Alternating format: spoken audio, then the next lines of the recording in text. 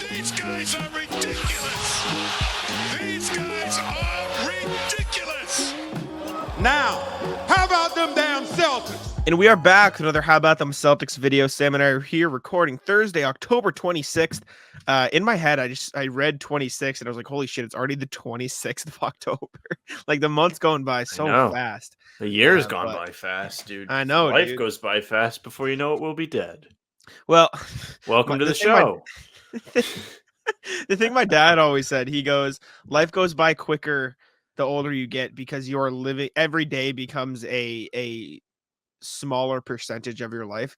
Like when you're 2 days old, your second day is 50% of your life, so it feels super long. But at this point, it's like 0.01, so it goes by super quick. You know what I'm saying? Like that mental. That's cruel, right? It's fucked up to think about. Anyways, we're talking about the Celtics having a meeting. You know who's not dead is the Celtics. We're great at transitions on the channel. We truly are. We are the dumbest of the dumb.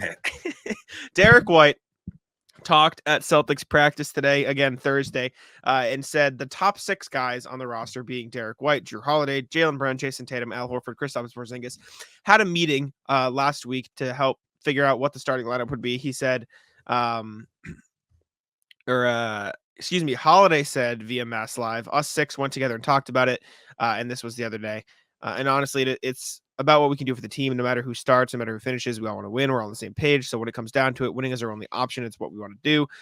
White today said we all understood that there's only 5 of us, basically saying, yeah, like Tatum pulled us together. We all figured it out. Derek White joked, I voted JT to come off the bench, but that's just me.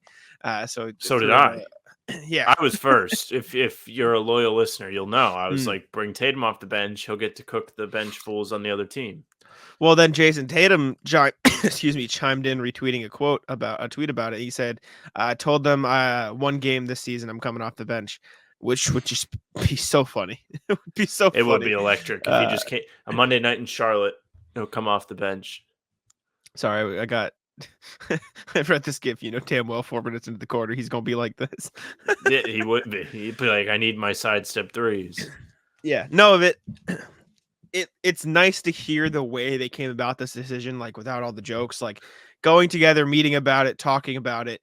And White was asked about like what was the sentiment in the meeting? Was it somebody volunteering and everyone being fine with it? And it was like everyone, and he was like, no, it was basically everyone saying, if it is me, I don't care. I just want to win, which is what you want to hear. And obviously that's what he's going to say. But from everything we've heard from Al Horford, who inevitably did come off the bench for the Celtics in their season opener versus the Knicks, he was fine with it. He was asked about it at practice today. He goes, how'd it feel to come off the bench? He goes, felt good.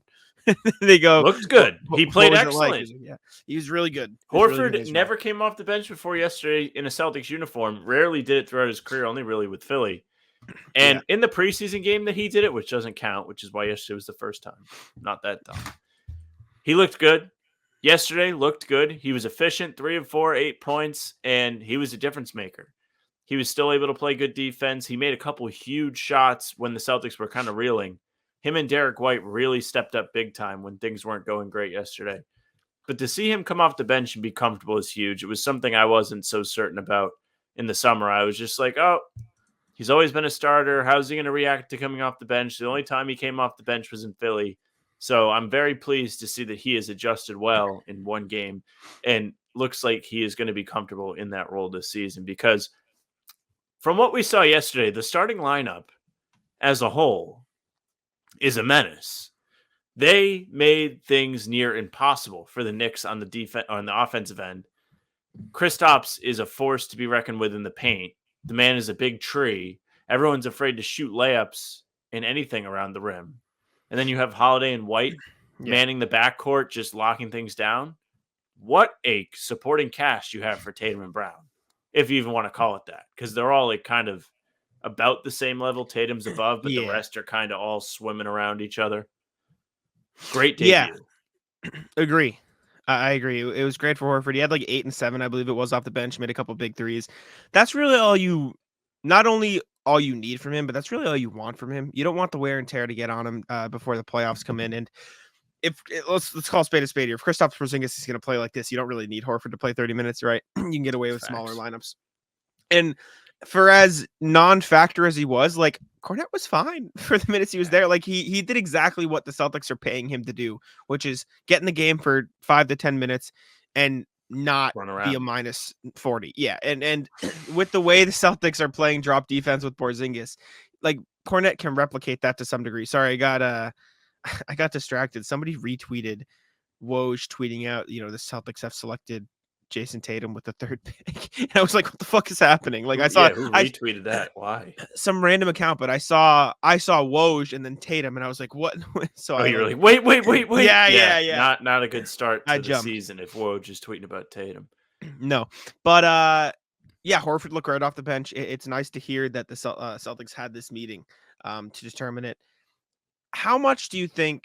And we've talked about the starting lineup a million times, and we've kind of come to this conclusion with how good it looked with Horford off the bench. Do you still think it'll be matchup based? Like, do you still think they'll bring him in and start him when the matchup, calls for it? Or do you think they will just be like, let's stick with this, let's build this chemistry, let's get Horford used to coming off the bench, and then if we need him in the closing lineups for those games against Milwaukee and Philly and Cleveland and those bigger teams, then we'll roll him out there. But starting lineup, let's keep consistent. Like, what's that balance look like? New FanDuel customers can bet $5 and get $200 in bonus bets, guaranteed. Plus, all customers who bet $5 will get $100 off NFL Sunday Ticket from YouTube and YouTube TV. I think they do put him in there for matchups still. I think he's a very important part of Boston's defense when they play a team like Philly or Milwaukee because he takes on the responsibility of guarding the big, strong guys, right? Even though Porzingis was electric yesterday, blocked 4 shots, was a force at the rim, he's not a force against Joel Embiid. Joel Embiid's too strong. Giannis is too strong. Those guys are tough covers for Porzingis. So you trot Horford out there, give Porzingis a bit of protection because you don't want to lose him to injury either. You don't need him just getting banged around down low. So if you have Horford there, it's extra help, extra size, and Derek White can still come off the bench, even though traditionally he has not been as great at that with the Celtics. And especially when they kind of move him around, starter, bench, it's tough for him to adjust. So I don't want to see too much of it, but I think it's worth it when you're playing those two teams, especially in a playoff series. Maybe not in the regular season, you don't see him do it because you want to see that team grow and maybe test to see if you even need to do it. But it not only gives Porzingis protection from injury, but also fouls. And if you don't want Porzingis guarding whoever it may be, then Tatum is the next man up size-wise, and you definitely don't want him picking up extra fouls. Yeah, that's a big thing too. I feel like you're right. I feel like Horford probably will start, but you could see the sense in just bringing him off the bench and giving Porzingis those chances to guard those bigger guys in the regular season, right? Because we're like absolute worst case, you lose the game, right? Like that's the worst case scenario in those cases. Is it? However, You lose Porzingis to injury. Sure, but I do think it would be valuable. Anyway. That's what I was gonna say. It would be valuable to give him those reps in the regular season, anyways. And I think there's an argument to be made. Like, would you rather those reps come in the first 5 minutes where you can then maybe sub him out and recover from it, or would you rather test it out at the end of the game when it's crucial? Like, maybe you give Porzingis those minutes against Embiid and Giannis and those guys early in the season. I also wonder. You saw the Celtics throw Drew Holiday on Julius Randle last night. It's obviously not the same, but I wonder if they guard some of these bigger like forwards. Obviously, you can't do it with Jokic and Embiid, but like maybe they just throw Drew Holiday or Jaylen Brown at Giannis and then play help defense in the scramble defense they did against the Knicks. Like it's not the same because Giannis is a very different player than Julius Randle. And when I say very different player, I want you to contextualize much better player, but. I still think there's a way you can go about it where you guard him with Drew. I mean, they guarded him with Marcus for stints. They guarded him with Grant, who's a smaller guy. I do think there's some benefits to maybe keeping the continuity of Horford off the bench in favor of testing out different things, and then you can still bring him in for the closing lineup so he can play that defense. It also prevents wear and tear on Horford in the regular season. That's unnecessary too. I don't know. I don't hate that idea. Drew Holiday and Giannis would be quite the storyline. That's for damn sure. The fire you would get out of that matchup with the two former teammates going at it. Something to keep your eyes on. I don't know. I don't know if they use Holiday like that besides against anybody that kind of has any kind of control.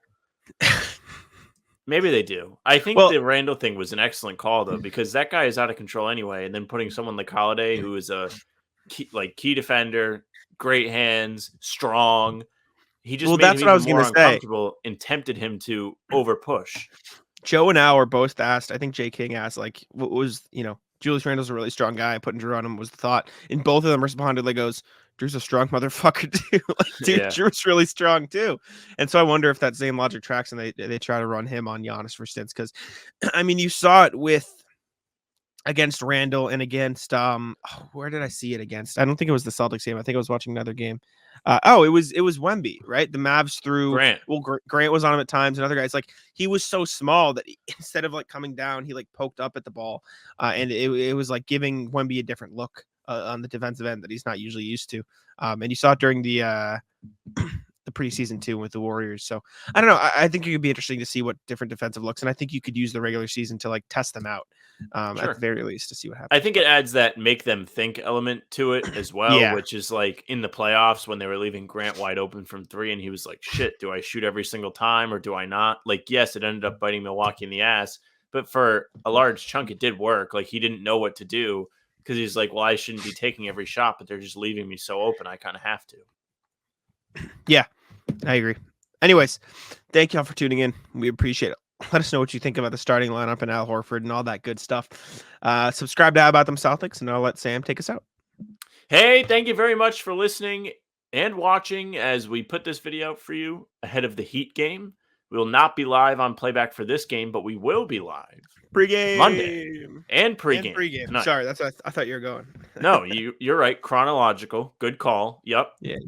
30 minutes before the game tips at 7:30. Jack will be at the Garden. I will be in my house where you see me right now, but we will be on YouTube and Facebook and Twitter. So you can subscribe to our YouTube, CLNS's, and the other CLNS one. Hit the notification bell on ours so you don't miss any live streams, breaking uploads, and just daily videos because we're putting in the work. If you want the full-length audio podcasts, YouTube, you can get them. But also Spotify and Apple, follow us there. Leave a nice 5-star review. Say something nice about us, please. You can find us on playback once again. We'll be there Monday for that Wizards game. They'll be on the road. So come hang out with us, and we swear we'll be there this time. I know we said we're going to do opening night. They came in and clapped the national broadcast, so we really couldn't have done anything with you guys. But I'm sorry. We'll be there Monday, so you should be there too. You can find us on socials at How About Them Seeds, Twitter, Instagram, TikTok, Facebook is just the name of the pod. You can follow Jack on Twitter at JackSmoneNBA. If you have not, go read his Lamar Stevens article. He put in the work on Celtics blog. You can find me at Sam LaFrance NBA. That's it for us. Bye. Tic-tac-toe.